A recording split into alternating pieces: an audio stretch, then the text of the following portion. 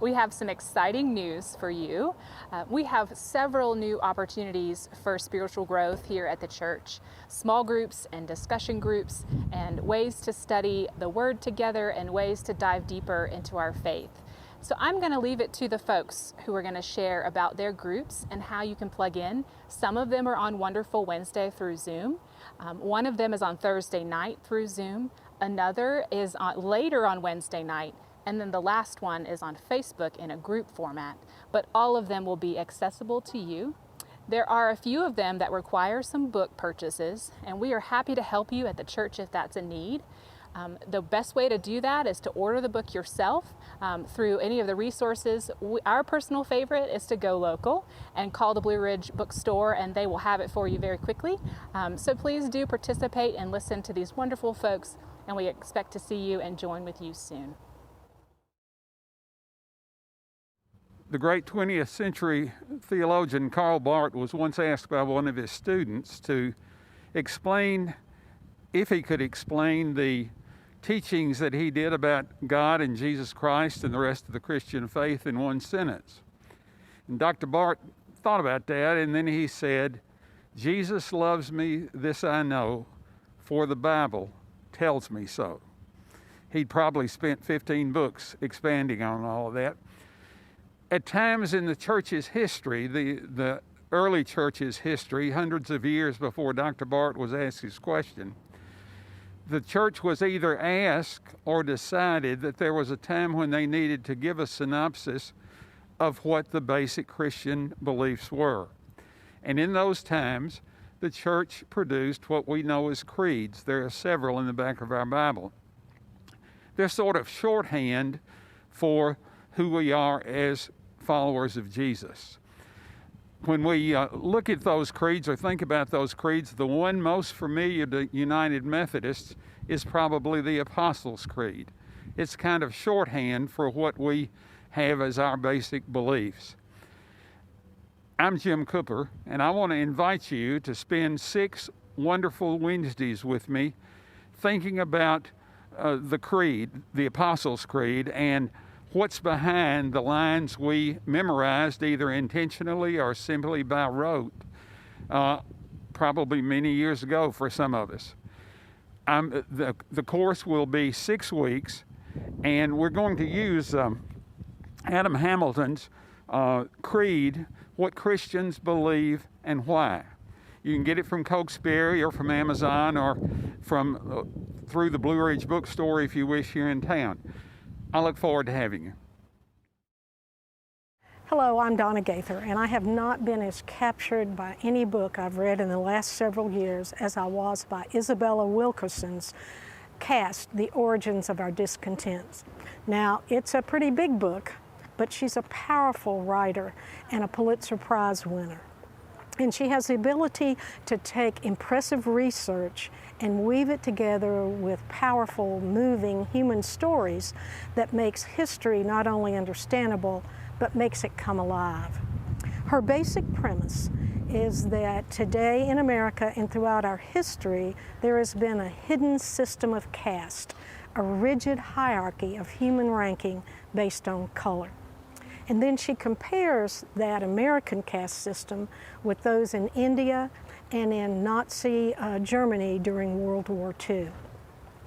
Sometimes it's rather uncomfortable and hard to read this book, but it really helped me understand some of the racial dynamics in our society today and how it affects all of us, not just people of color. And she believes that unless we understand our history, we'll never be able to move forward and build a common humanity. So I hope you will join me on Wonderful Wednesdays as we discuss Cast, The Origins of Our Discontent. Hi, I'm Brandy Hennett Crawford, and I will be leading a book study on Reconstructing the Gospel, Finding Freedom from Slaveholder Religion by Jonathan Wilson Hartgrove. This is going to be an 8-week study that uses this book as the primary text, but we're going to talk about what it means to share a faith with those who have been a part of oppressing other people and what oppression may look like today and how we can reconstruct the gospel and understand Jesus Christ as the liberator that he is. So I want to invite you to attend my Wednesday night class. It's a mindfulness class. This fall, I had an opportunity to attend a mindfulness-based stress reduction class. Duke University put it on, Spirited Life Clergy Health Initiative, in conjunction with the Duke Integrative Medicine. And they said we could share the resources. And so that's what I want to do. I want to share it with you because it's dramatically changed my life and made it better. Mindfulness is an ancient practice, and it's pretty simple. It's just about waking up and being aware and being present in the moment in life situations. And so in this class, we're going to learn practices, awareness practices, relaxation, gentle movement kind of stuff.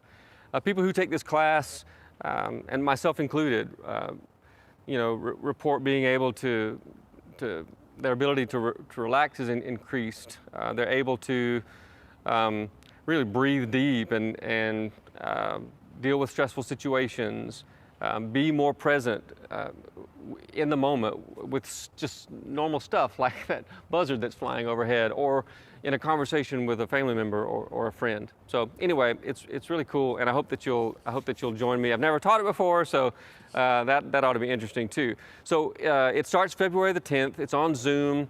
It's going to be at 7 o'clock, 45 to 60 minutes. It'll definitely be less than an hour. In this class, you're going to learn one of the many mindfulness practices. We'll actually practice it together. There'll be some group discussion. There'll be some cool videos. I will be able to share with you all of the resources that Duke shared with me, and that's pretty awesome. And when you come to the first class, you need to bring a raisin because we got an exercise with a raisin. Hopefully that'll entice you to join the class and to be a part. So anyway, look forward to seeing you. In this small group, we will be reading the book Present Over Perfect. It is by Shauna Niequist. She says it's about leaving behind frantic for a simpler, more soulful way of living. In this book, she talks about how her life has been kind of overscheduled and overworked, and in a way trying to strive for perfection in work and home and everything else. And that kind of drives this frantic lifestyle, this busy lifestyle. And so in this book, she invites us to go along on her journey of kind of slowing down and creating a more simpler, soulful way of life out of her busyness. And so what I'm inviting you to do is come join me on that journey. There are 6 parts in this book, and so we will have 6 sessions, maybe a 7th to wrap it up. We will be meeting every other week at 7:45 p.m. To give us time to put children to bed if you have smaller children, and kind of get ourselves settled. And then we'll have a hard end time at 8:45, so everybody can make sure to go to kind of take a moment, reflect, and settle before going to bed, because that's one of the things I think that's in this book. So I invite you to come with me. I invite you to, whoever you are, no matter how lonely, the world offers its imagination, called to you like the wild geese, harsh and exciting, over and over announcing your place in the family of things. So I invite you to join our little small group family with Present Over Perfect, to kind of work towards being more present and maybe a little less perfect. Hi, my name is Jennifer Martin, and I'll be facilitating a Lenten study called Listening for the Heartbeat of God, a Celtic Lenten Journey. We'll be using John Philip Newell's book, Listening for the Heartbeat of God. The book has 6 chapters, and each chapter focuses on a different theme of Celtic spirituality. Themes would include things like creation and finding goodness in the world and using your imagination. We'll read 1 chapter each week, beginning with the week of Ash Wednesday. And I'll set up a Facebook group where I will post a discussion question each week on the theme of that chapter. I'll also include an opportunity to take an action, do a community service project that's COVID friendly, or walk the labyrinth, or spend time in nature, something that ties into the theme of that week. This will be different than other groups that you've possibly participated in. We will not be meeting in person or having scheduled Zoom calls. We will not have lectures, but we will be reading together and learning from one another and journeying together through this Lenten season. I will close with a blessing from St. Patrick. Christ be with me, Christ within me, Christ behind me, Christ before me, Christ beside me, Christ to win me, Christ to comfort and restore me, Christ beneath me, Christ above me, Christ in quiet, Christ in danger, Christ in hearts of all that love me, Christ in mouth of friend and stranger. I hope you'll join us. Thank you.